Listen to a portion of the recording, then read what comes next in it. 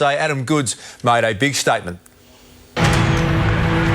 So the ceremonial exchange of boomerangs on this Indigenous round. Adam Goodes is ready. Big night. But Goodes makes it 7 out of 8 from the set shots.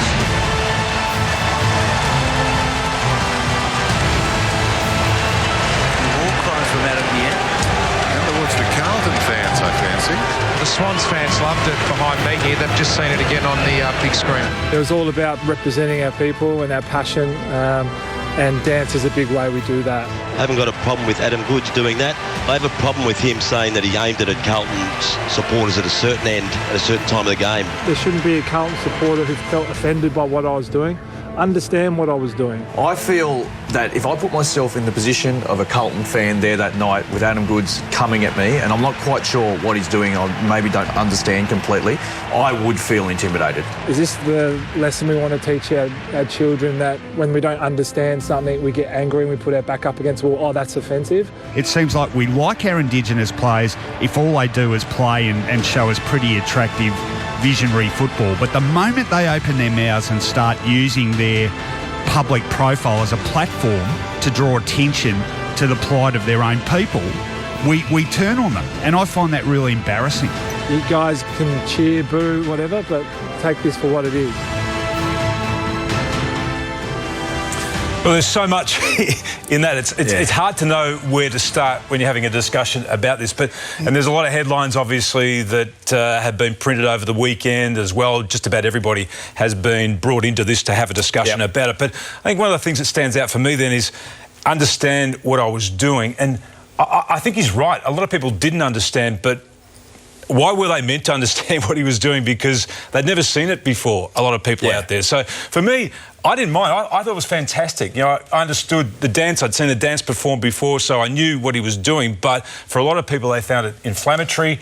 They didn't understand it. And for some people, they thought that he actually hijacked the whole idea of what Indigenous round was all about as well. He's had a big year, hasn't he? Because, let's be honest, he's decided to play on. He's been dropped from the side. He started as a sub. He basically dropped himself, said that he wanted to spend more time. And then on the weekend, he was actually in pretty good form. I honestly believe that you can celebrate any way you want after a goal. At the end of the day, it's an entertainment game, and that's what people are there to be, is entertained. But what he has done, he certainly brought the attention back onto himself. Clearly now, if he was concerned about being booed, he now, for the rest of this year, and it would be fair to say he's going to retire at the end of the year, but he's brought more attention upon himself because of it.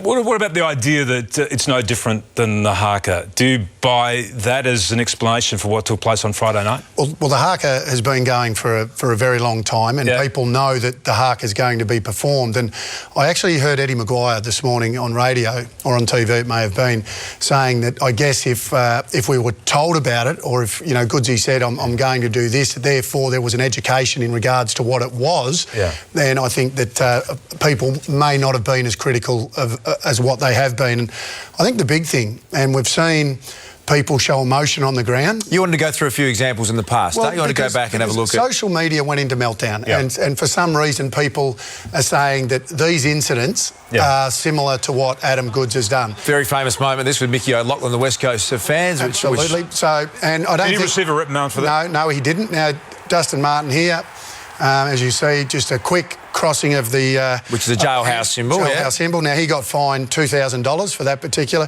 Kevin Sheedy, now, he got fined $7,500 for the slicing of for the throat. Now, there's just a slight little bird there, and Mark Murphy... Now, by the way, Dustin Martin's was suspended. $2,000 was suspended, and Murphy got fined $900. Now, people are making the correlation between those. I don't think... You don't make that? I don't. No, I don't. No, I don't. But that's what a lot of people are saying out there. So are you happy then with the AFL's response, Darcy? Yeah, I do. Look, I think maybe more made of it than needed to be. The confusion for me was at the time there was a Carlton supporter ejected shortly afterwards. So all of us who were broadcasting the game live thought, oh no, there's been an incident. That is a reaction to something that's said in the crowd, and that would have been a different story. It would have been disappointing from every angle. Once we found out that was something Adam Goodes wanted to do to celebrate his Indigenous heritage, well, good luck to him. You know what I thought would have been great? It would have been... Adam Goodes spoke about the fact that he and Lewis Jetta had a conversation about this.